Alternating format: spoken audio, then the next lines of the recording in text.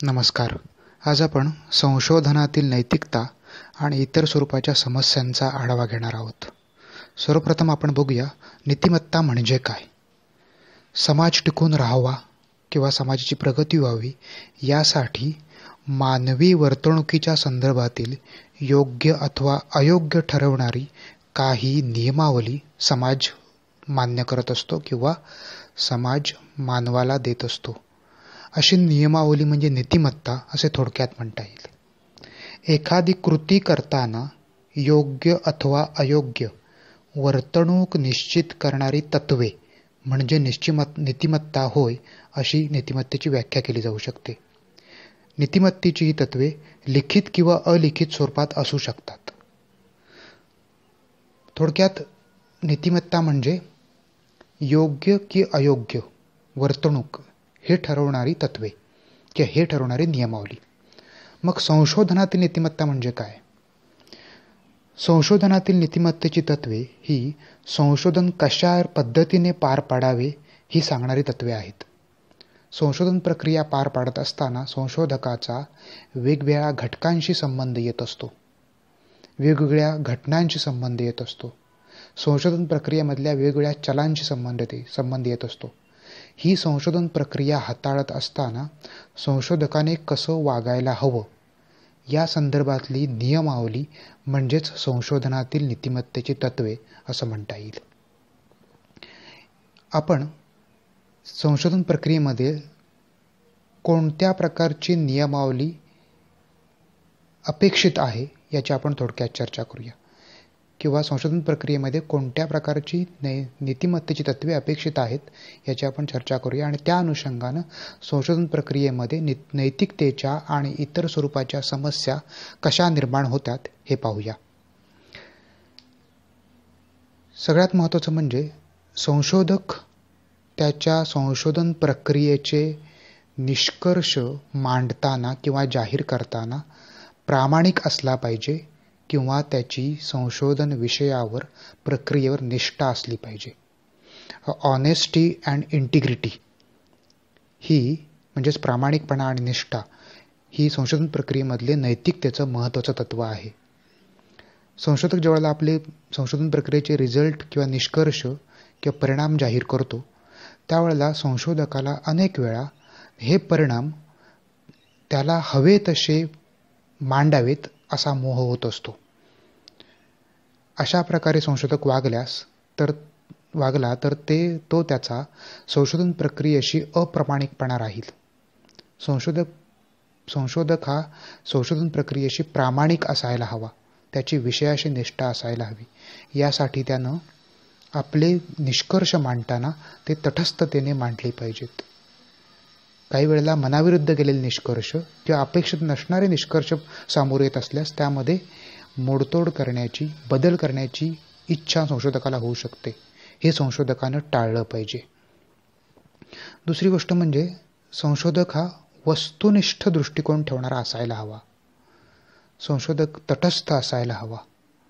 संशोधन प्रक्रिया राबवत असताना किंवा संशोधन करत असताना अनेक वेळेला संशोधकाचे पूर्वग्रह, संशोधकाचं पूर्वज्ञान संशोधन प्रक्रियेच्या आड येतं.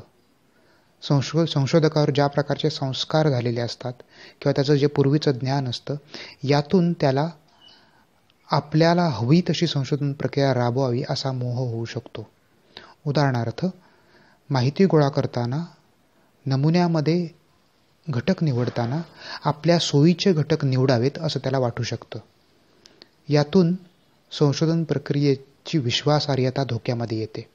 हे टाळण्यासाठी वस्तुनिष्ठता संशोधकाने बाळगली पाहिजे किंवा संशोधक हा संशोधन प्रक्रियेशी वस्तुनिष्ठ किंवा तटस्थ असायला हवा.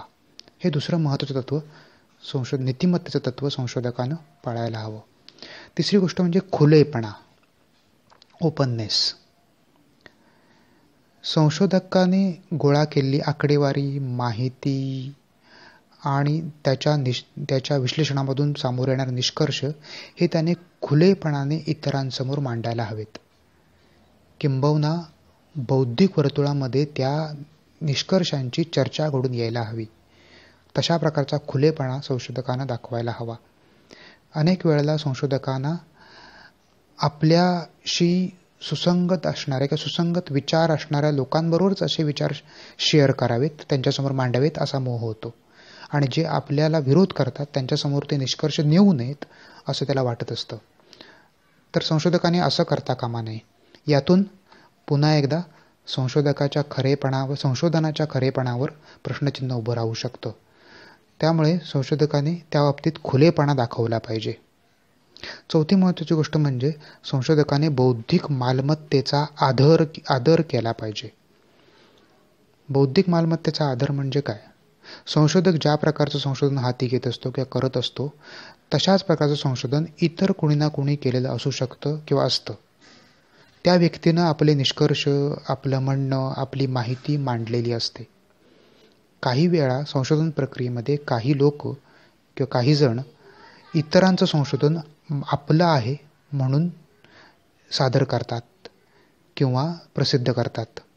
यातून बौद्धिक मालमत्तेचा अनादर होतो. अशा प्रकारची कृती ही बेकायदेशीर सुद्धा आहे. यातून संशोधकाला शिक्षा देखील होऊ शकते. संशोधकानं हे टाळलं पाहिजे.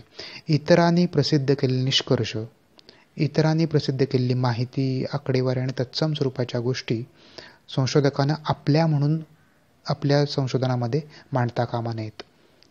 त्या ज्याच्या असतील त्याला योग्य तो मान देऊन, त्याचा संदर्भ देऊन त्याचा वापर संशोधक करू शकतो.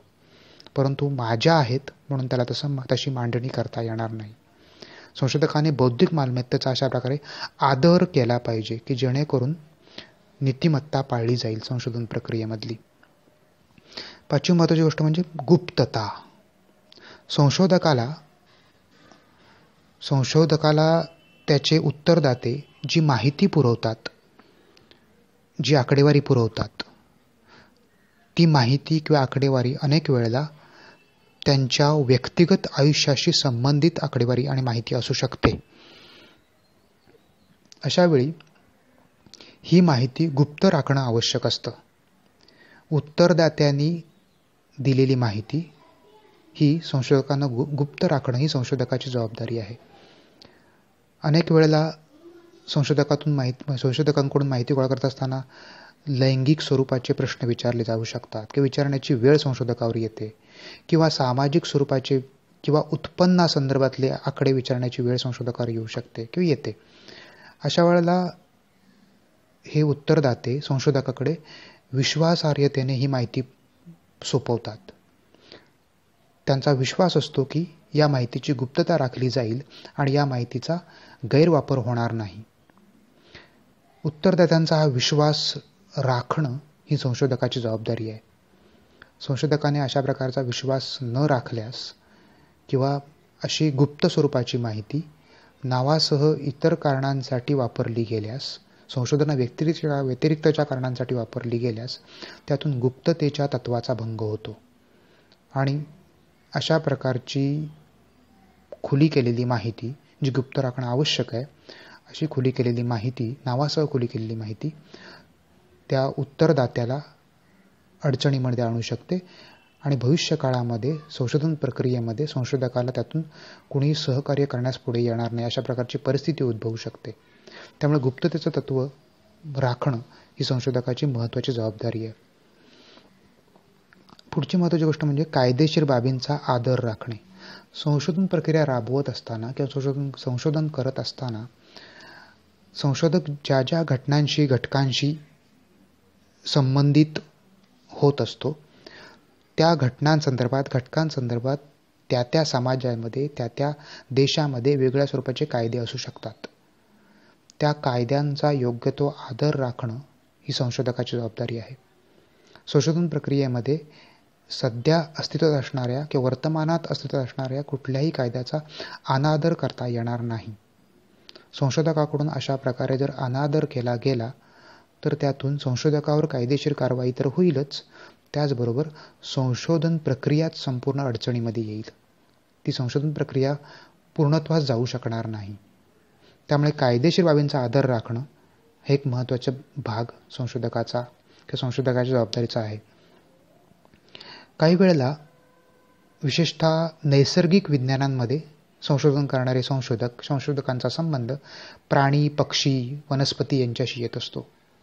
प्राण्यांवर प्रयोग करणं, पक्ष्यांवर प्रयोग करणं, वनस्पतींवर प्रयोग करणं यासारख्या गोष्टी किंवा यासारख्या घटना संशोधकाला किंवा यासारख्या कृती संशोधकाला कराव्या लागतात. अशा प्रकारचे प्रयोग करत असताना त्या प्राण्यांची, पक्ष्यांची किंवा वनस्पतींच्या व्यक्तिगत किंवा त्यांच्या जीवनाची पायमल्ली होणार नाही हे संशोधकांना पाहायला हवं. आपण बघतो की वेगळ्या प्रकारचे औषधं शोधण्यामध्ये जे संशोधक गुंतलेले असतात त्यांना उंदरांवर किंवा डुक्करांवर किंवा तत्सम स्वरूपाच्या प्राण्यांवर प्रयोग करावे लागतात. असे प्रयोग करत असताना त्या प्राण्यांवर अन्याय होणार नाहीत, त्यांना वेदना होणार नाहीत, अशा प्रकारे ते प्रयोग करणं ही संशोधकाची जबाबदारी असते. त्यामुळे प्राणी आणि पक्षी यांच्याबद्दल पूर्णतः आदर ठेवूनच हे संशोधन करावं लागतं. सर्व सजीवांच्या प्रती आदर ठेवून संशोधकाला आपला प्रयोग आणि आपलं संशोधन पुढे न्यावं लागतं. ही संशोधकाची नैतिक जबाबदारी आहे. त्याचबरोबर मानवी घटकांची सुरक्षितता. आपण अनेक वेळेला ऐकलेलं असतं की अनेक देशांमध्ये जिथे लोकशाही नाही आहे अशा राष्ट्रांमध्ये अनेक वेळेला दीर्घ मुदतीचे सजा भोगणारे कैदी आणि तत्सम स्वरूपाची माणसं यांच्यावर वैज्ञानिक प्रयोग करतात. दुसऱ्या युद्धाच्या कालखंडामध्ये हिटलरच्या सैन्यानं आणि नाझी डॉक्टर्सनी या ज्यू लोकांवर केलेले प्रयोग सर्वज्ञात आहेत. त्यातून त्या लोकांना सोसाव्या लागलेल्या वेदना, गमावावे लागलेले प्राण यासारख्या अनेक गोष्टी त्यातून पुढे आल्या. संशोधकाने संशोधन प्रक्रिया राबवत असताना अशा प्रकारे मानवी घटकांची सुरक्षिततेची काळजी घ्यायला हवी. मानव हा जर संशोधन प्रक्रियेत मधला एक महत्त्वाचा घटक असेल, संशोधन प्रक्रियेचे प्रयोग जर मानवावर होत असतील तर त्या मानवाच्या व्यक्तिगत जीवनातल्या व्यक्तिगत तत्वांची पायमल्ली होणार नाही याची खबरदारी संशोधकाला घ्यायला हवी. अनेक वेळेला आपण बघतो की वेगवेगळ्या रोगांवर लस शोधताना संशोधक किंवा त्या लस शोधण्याच्या प्रक्रियेमध्ये संशोधकांना मानवाला किंवा मानवी घटकांना, माणसांना सर्वप्रथम ती लस टोचून पाहावी लागते आणि त्यातून मग त्या लस कितपत यशस्वी होईल किंवा होणार नाही या संदर्भात निष्कर्ष काढले जातात. असं करत असताना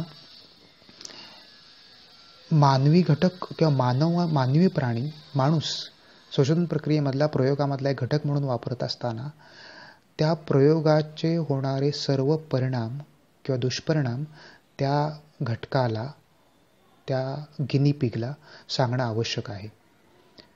उदाहरणार्थ या उदाहरणामध्ये लस देत असताना त्याचे काय संभाव्य दुष्परिणाम होऊ शकतात, त्यातून कोणत्या प्रकारे मानवी जीवनाचा ऱ्हास किंवा लॉस होऊ शकतो हे त्याची पूर्ण कल्पना त्या व्यक्तीला देऊन, त्याचा पूर्ण मोबदला त्या व्यक्तीला देऊन मगच त्याला संशोधन प्रक्रियेमध्ये सहभागी करून घ्यायला हवं. मानवी घटकांची पूर्ण सुरक्षितता राखणं ही जबाबदारी संशोधकाची आहे. आणि सगळ्यात महत्त्वाचं आणि सुरुवातीलाच येणारं खरं तर संशोधन प्रक्रियेमध्ये ते म्हणजे इथिकल अप्रुव्हल, नैतिकता समितीची मान्यता. कुठल्याही संशोधन हाती घेताना जगातल्या सर्वच राष्ट्रांमध्ये संशोधनाचे जे नीतिमत्तेचे जे नियम आणि कायदे आहेत त्याच्यामध्ये इथिकल कमिटी अप्रुव्हल किंवा नैतिकता समिती मान्यता घेणं आवश्यक आहे. अशा प्रकारची संशोधन प्रक्रिया पुढे नेत असताना तुम्ही संशोधन कशा प्रकारे करणार आहात, कशा प्रकारे राबवणार आहात आणि त्या संशोधनामध्ये तुम्ही कोणकोणत्या घटकांवर प्रयोग करणार आहात, माहिती घेणार आहात वगैरे वगैरे या सगळ्या गोष्टींचा एक आराखडा तयार करून अशा प्रकारच्या नीतिमत्ता इथिकल कमिटी समोर न्यावा लागतो किंवा नीतिमत्ता मान्यता समितीबरोबर समोर न्यावा लागतो. आणि ती समिती त्या संशोधकाला त्यामध्ये योग्य ते बदल सुचवते, त्यामध्ये संशोधन प्रक्रिया कशी राबवली जायला हवी या संदर्भातले योग्य त्या गोष्टींचं मार्गदर्शन करते आणि या कमिटीनं दिलेल्या किंवा समितीनं दिलेल्या मार्गदर्शक तत्वानुसारच संशोधकानं आपलं संशोधन पुढे नेणं अपेक्षित असतं. अशा प्रकारे हे इथिकल अप्रुव्हल घेणं आणि ते पाळणं, त्याप्रमाणे आपली वर्तणूक ठेवणं, संशोधन प्रक्रियेमधली वर्तणूक ठेवणं ही संशोधकाची जबाबदारी आहे. सामान्यतः संपूर्ण जगभर संशोधन प्रक्रिया राबवत असताना संशोधन प्रक्रियेमध्ये नैतिकता टिकून राहावी, नीतिमत्ता टिकून राहावी यासाठी या प्रकारची तत्वे वापरली जातात किंवा या प्रकारच्या तत्वांचा अंतर्भाव या संशोधकाच्या संशोधन प्रक्रियेमध्ये केला जातो. संशोधकाने या प्रकारची तत्वे पाळावीत अशी अपेक्षा असते आणि त्यामुळे ही तत्वे न पाळली गेल्यामुळे अनेक वेळेला वेगळ्या स्वरूपाच्या समस्या त्यातून निर्माण होतात. धन्यवाद.